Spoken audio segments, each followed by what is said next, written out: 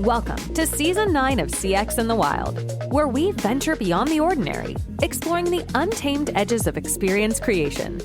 These are the stories of dreamers and doers, those who craft connections at the crossroads of humanity and innovation.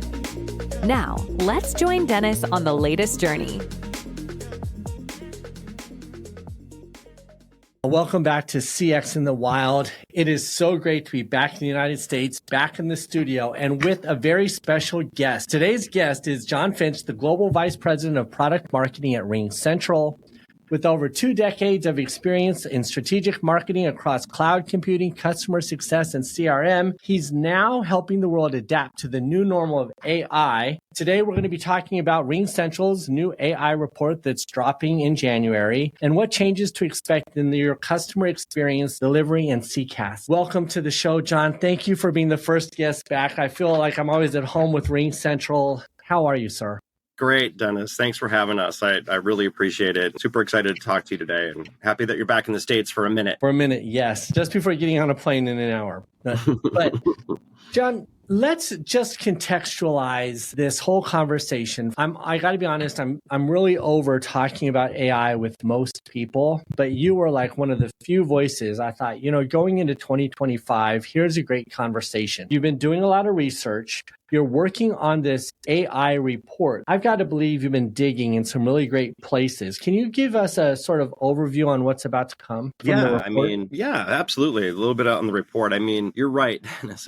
AI has sort of been the big thing for the last couple of years. And, lots of conversations we have with, especially when you're in the technology world with your friends and colleagues and, even just general folks and outside of technology is really about what AI is doing for them. And, somebody made a statement this morning to me, which I found very interesting. It's very prolific, even in students and young people that are sort of the up and coming generation. And they're using AI applications of different sorts that are helping them, students, in their work that they're doing at university and colleges. And so this next generation, the expectation of AI is just that it's a table stake, right? And the innovation needs to continue to evolve. And this is one of the things that we tried to draft with the report and answering the questions that we did with the 625 respondents that we got was, what did they think that in business communications AI was going to do? And where were they going to invest in this? And, as a sort of a customer service expert or one that found myself in this particular space over the last couple of decades, it's very interesting to sort of see this evolution occur as well. And so AI becomes this table stake, but what's the next thing for this? And that's what we're trying to ascertain. We're trying to understand through this research, what is it that businesses are going to start investing in? What is the C-suite interested in? What is middle management, if you will, interested in terms of measuring to their KPIs and business performance? And how do they measure collaboration and communications and customer service and sales? And so that's what the impetus of this research was to get RingCentral's first party research out there, start to put a stake in the ground so we could start measuring how this was evolving over time. And we're going to continue to do this report year over year, maybe even more frequently of half years, and publish this. And we'll be able to sort of start to see some benchmarks in how it's performing and how it's evolving over time. So I'm pretty excited about that. You covered so much there. What I really liked about what you said is whether it's students or middle management or C-suite leaders, we all have a different part of the life cycle of AI that we're on, and we're all required to use it to a different capacity, if you will. Students can be very creative with AI, where I think a business manager has to be very functional with AI. And as you're talking to these groups of folks, do you have a sense of which, in, let's say, the beginning of 2025, which of these groups will be the fastest adopters or will get the most value out of these AI tools? What's your perspective on that? Well, I think generally we see a lot of customer service and customer experience really seeing a huge benefit from this. And I'll start there because it doesn't leave business communications out, meaning collaboration amongst employees and, even communication with external partners and, sales activities. But really, we start to look at revenue generation, reduction in churn of customers, which is key for every business of every sort, and the continued upsell, if you will, opportunities with new products and services. And that's what keeps the business world going, as we all know. And so customer service sees the biggest ROI in this, right? And it's not necessarily about cost-cutting measures to get rid of people.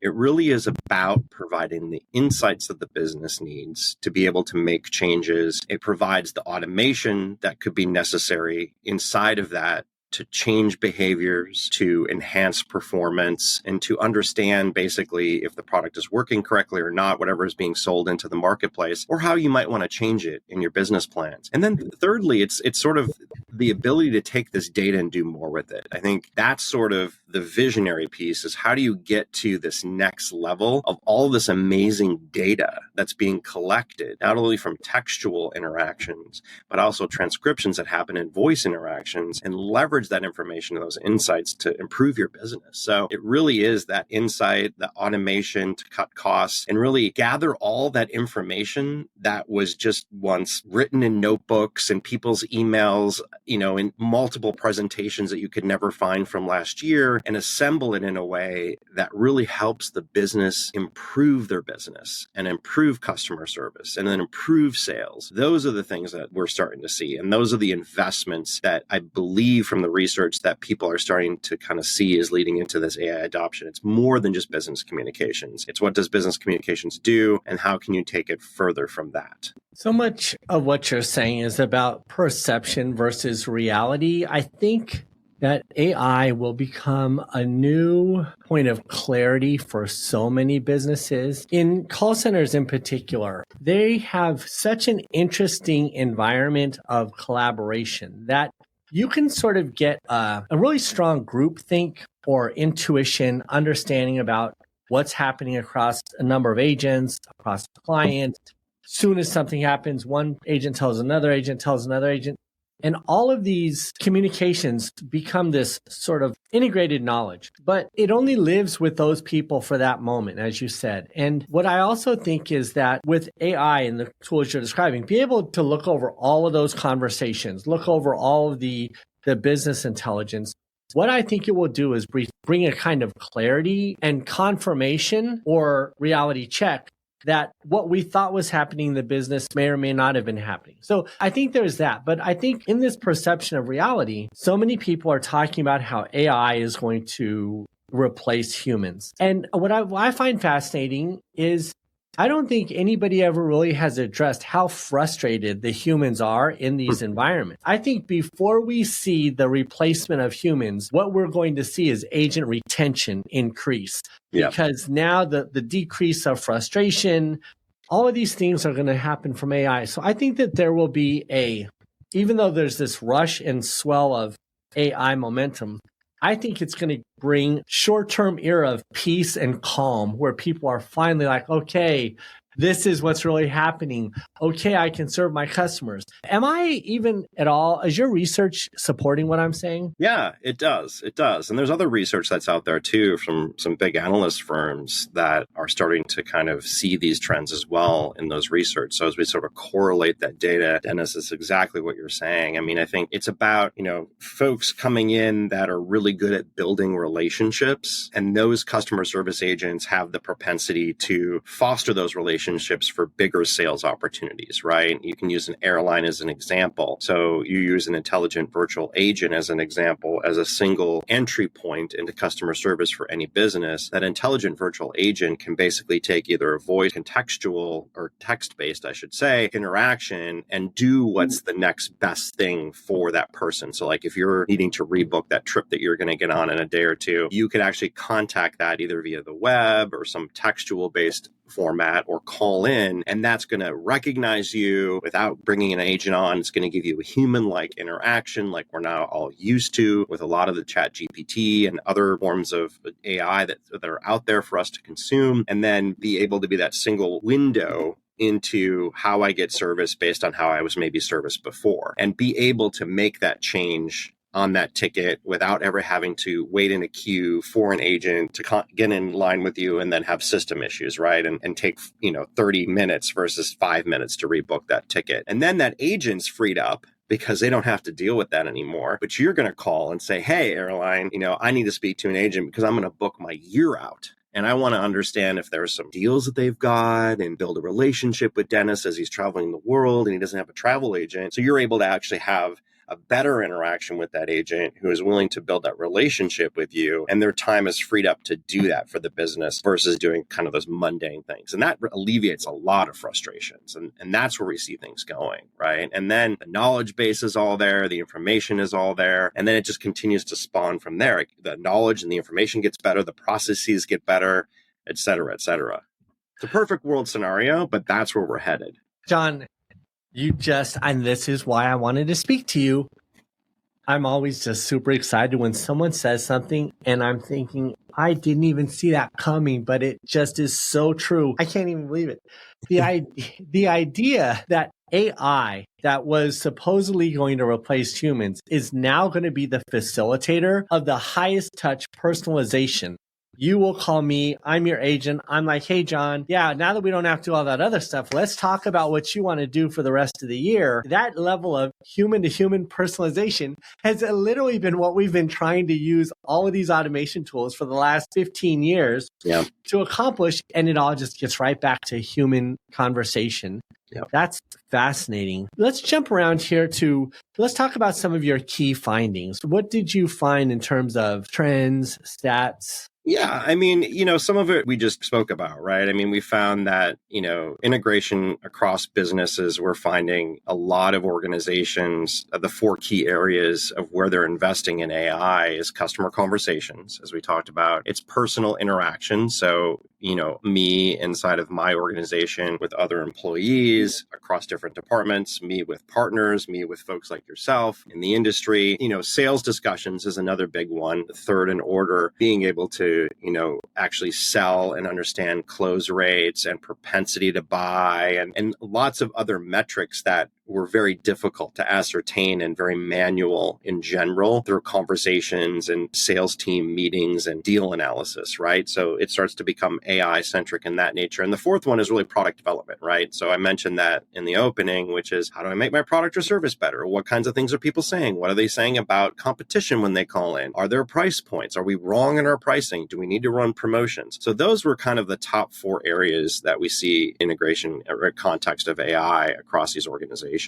I was just going to say, but we also saw there are some concerns too, right? So of these things, a lot of folks, the top of the line here really is data and security concerns, right? So being able to look at that and understand that as a provider, we sort of knew this and we know this generally about AI, but how do we hone in on that and make people more comfortable? What kind of rules, regulations, different procedures and processes do we put in place on products to ensure that organizations feel comfortable and confident and can pass those tests that we have to do in those, sort of security measures. And then, high implementation costs were a concern. And then in addition to that, it's just kind of limited knowledge of what AI can do for businesses. Those are the top 3 sort of concerns out of a list of about 10 of them that we asked our respondents. I'm going to jump back to what you said about product and innovation. Yeah. Sales. It's almost like the perfect storm for product teams. What I found over the last year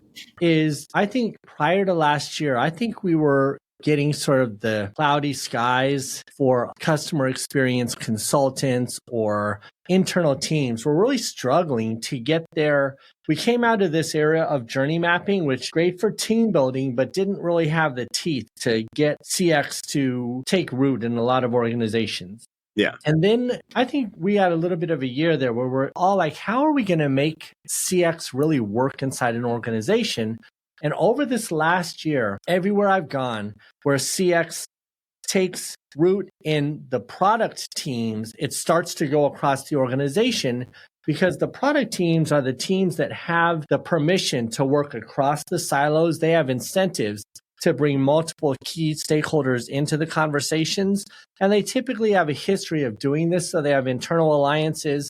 And to hear what you're saying, it's so true. To be able to leverage AI to make those teams stronger, it's going to be a really fun year for customer experience professionals, strategists, Yeah, I think so. I think that's absolutely right. And you start to think about it just logically, and you can see where AI really is going to have that impact, right? It's that insights and it's that automation and it's assisting, in you and making changes, assisting agents in performing better, assisting salespeople and selling more faster, right? And those are the big tranches. And we always use here at Ring Central, we always use this sort of phrase that, to your point of embedded in the contact center and embedded in the technology itself, is fit to purpose, right? So we're not selling AI for AI's sake. It is built to improve in these specific disciplines that unified communications as a service combined with contact center as a service provide to businesses. So we're not selling AI just to say, hey, AI is going to solve all your problems, because that's not what we're in the business of. We're in the business of,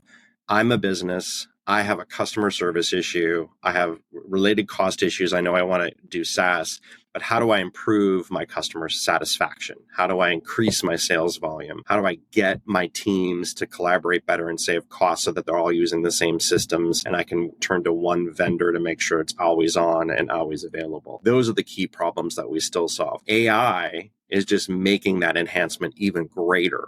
And it starts to elevate the performance. It takes away complexities, sometimes that were once manual, like quality management, for example, in the contact center side. That's all automated. It's no longer a process and something that a supervisor and an agent have to check off with a physical meeting every week and listening to recordings, all completely automated. Those are the things that AI does fit to purpose. You talked about being fit to purpose, but also you're talking about Ring Central a little bit. Now, naturally, I love partnering with you throughout the years because of the solution you provide to the market. And what I've always found about the Ring Central solution is it is this simplicity or this elegance of, let's say, strong user experience. But I think it comes across as good customer experiences outwardly, but also internal customers have a great experience with your solution. Since we're talking about Ring Central, can you talk a little bit about what maybe next year we'll see on your platform that people can take advantage of, or what the innovation you'll bring to market is? Are you even safe to say that right now? I can drop some breadcrumbs for you. All right. I think what you're going to start to see is more of what I'm describing, right? So what is this data and how can you use it further? How can you provide an even more enhanced experience for customers, a simplified experience? So imagine, if you will, you're able to, like in ChatGPT, just using it as an example, you're able to show up in the app or on the web and you can speak to it. It will automatically type a question and then it will get the response that you need, or you can physically type a response or type a question and it will give you the response that you're looking for. Imagine if you came to a brand that you did business with on any device, you spoke to it, you typed in information on a question, and you got a full interactive response to that. So think of one window through voice or text to be able to get the response or service level that you need, and then get it quickly and the right answer every time. And then each time that you went back, if you needed to, or you had questions you wanted to buy more, you would then be recognized and ultimately get that personalized experience. I just want to clarify what I think you said was,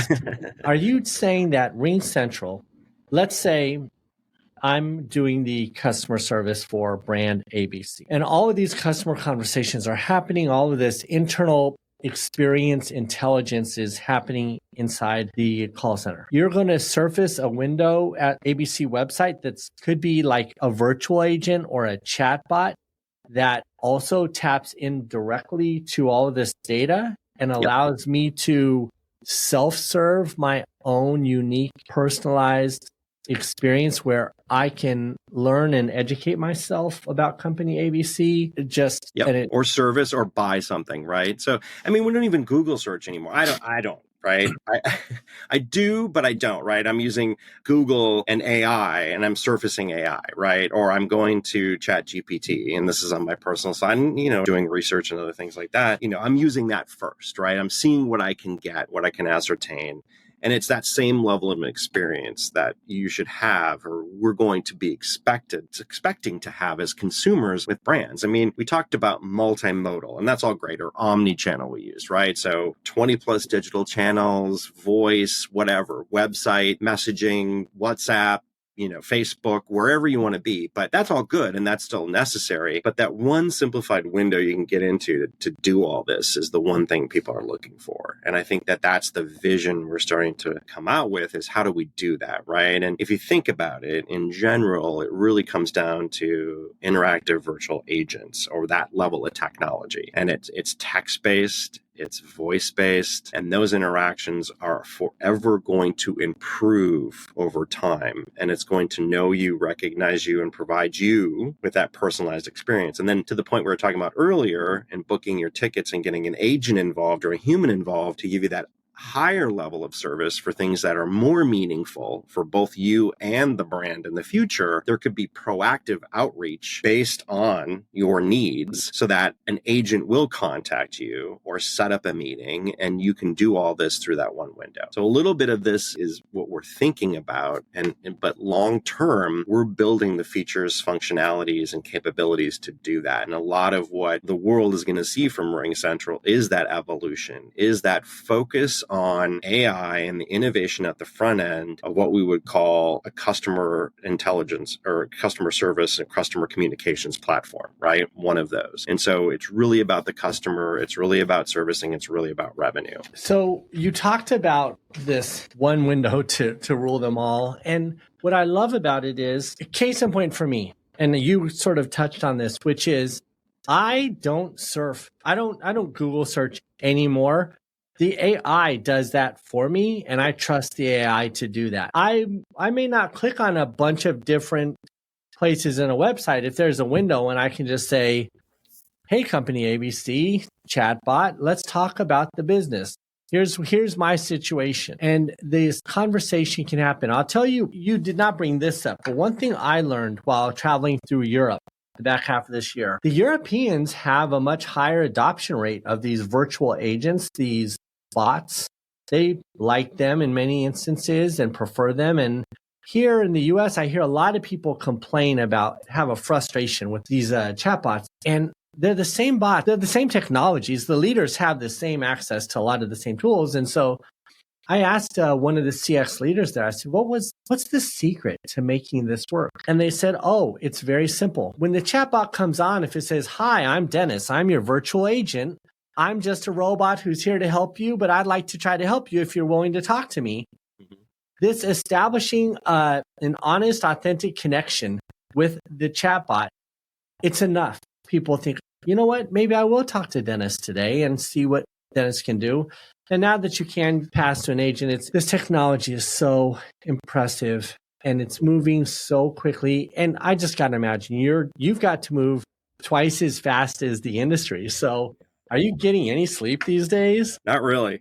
I don't think any of us are, but I think what's great about it, though, is it's super exciting, right? I mean, I've always kind of joked, because contact center and just customer service in general has been around for a long time, right? And, I even had a grandfather that was an engineer in the Bell system back in the day. And he would talk about this when I was first joining telecommunications world as a sales guy back when I first graduated from college. And customer service has been around since he was an engineer in the 60s. And so it's one of these things where, we figured out everything. There's nothing more to innovate on. And every freaking year, there's something new, right? Or every couple of years. So AI is this next thing. And I think it's exciting. I think unimaginable where this is going to go. I do agree with you in terms of sort of the US in general, and a lot of folks across the world are sort of like, chatbots never really worked. It's sort of the same experience I had with an IVR. They sucked. We always press zero. There's kind of jokes out there about that. We never really got the solve that we needed. Super frustrating, agent, or, just you're not going to get the answer. You type in a question to Dennis and Dennis comes back and says, oh, I don't have access to that information. Call back. We're open Monday through Friday from 1 p.m. to 2 p.m. It's like, I need the answer. The next level of this is what you said, is sort of like, hey, I'm Dennis. So the more authentic, humanistic kind of approach to this. And then it's actually having the information in the back end and the integrations with the data and the systems that are necessary to actually conduct the changes and make the transactions occur that are missing. And that is the solve here. And you think about AI and the knowledge base behind it, it needs to have this information and bring it forward. It needs to update the information. It's only as good as where it's reading from, right? And so all of these things are starting to come together. We are understanding that these are requirements to have this very effective, effortless customer experience with an IVA occur. And so we are leaning all in on this. And, many companies are. That, in my mind, in our minds here at RingCentral, has been the deficit up to this point. And we are going to overcome that. And we are already overcoming that with a number of really, stellar IVA companies that are out there right now. You are in the right place at the right time to deliver this new era of data analysis. I mean, that's really what it is. The call center data is probably the richest repository and the fastest growing repository of information for almost any brand in the world. And it's at the closest touch point to the customers. The accuracy that these platforms will be able to bring in terms of, to your point, business intelligence, innovation, sales insights, even communications outgoing to facilitate market growth, marketing, if you will. All of these things are so important, and it's all happening right here in the call center. But what I will say also is everybody is talking about how fast AI is moving, what the future holds, and how cool it is. But I think 2025 will be the year where people who are not on board will miss, because it's almost going to change from novelty to need to have. And so working with a platform like yours that is putting it inside, facilitating this bridge between, I mean, if I'm an executive, if I have RingCentral, I'm just like, all right, good, they have it. They're going to take care of it. Yeah. Is that really what the future is for all of your customers?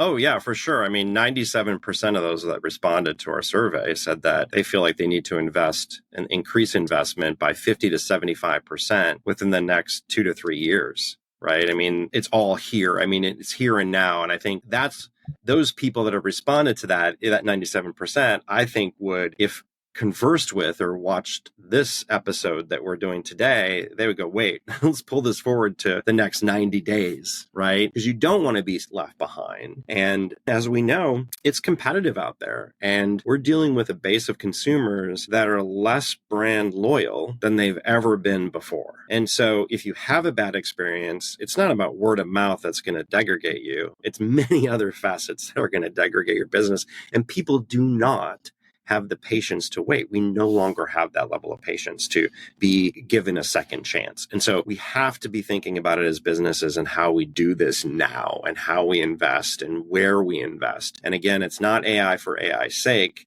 because there's complexity, there's cost, there's security, but it's finding the right vendors for the right problems you're solving with AI that are going to boost the performance of your business. Let's talk about something you just uncovered there, which is, when I'm a brand and I'm providing a level of customer service, and let's say I want to wait because I look across at my competitive set, I can see from my own research that my competitors, they haven't quite adopted it yet. And maybe I can just wait till one of them gets it. I mean, I don't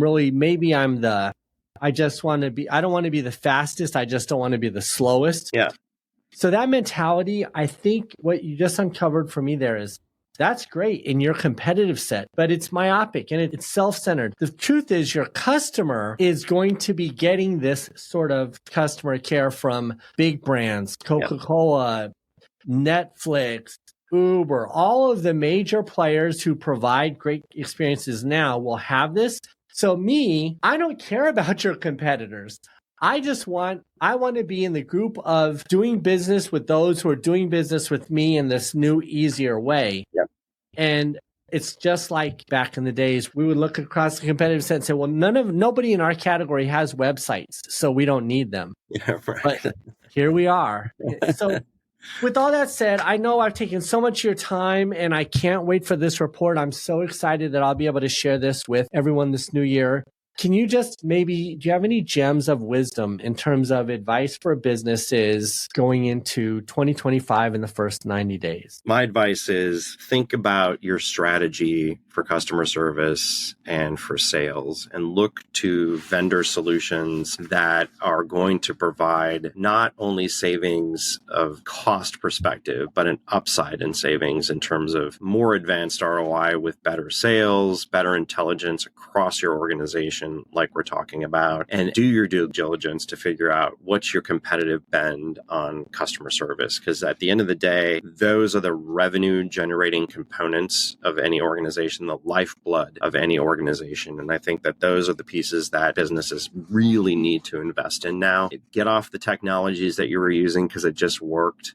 You don't need those anymore. This will simplify everything and it's easy to deploy. It's more cost effective than you'd ever realize. Pricing is very transparent across all the vendors. And you look at it just from the performance perspective. Businesses out there that, companies that are doing business with RingCentral as an example, the case studies that are out there, what they're actually seeing, the numbers are unbelievable, right? I mean, it's no longer measuring first contact resolution. It's overall, you can measure CSAT interaction by interaction. And it's a true CSAT, not what's above the water as an iceberg, right? Your happiest customers and your maddest customers. It really is giving you the true information that you need to make better decisions and grow your business. Well, that is great advice for businesses. My advice, this for listeners and for individuals, is look for this report coming in January from RingCentral. John, it has been such a pleasure to have you on the show today. It's a pleasure to be back, and this has been a great first conversation for me. Thanks, Dennis. Appreciate being here. The journey doesn't end here. Keep exploring the wild world of experience creation with us. Each episode offers a new perspective, a fresh story, and another step into the unknown. Stay curious and keep listening. You never know what you might discover next.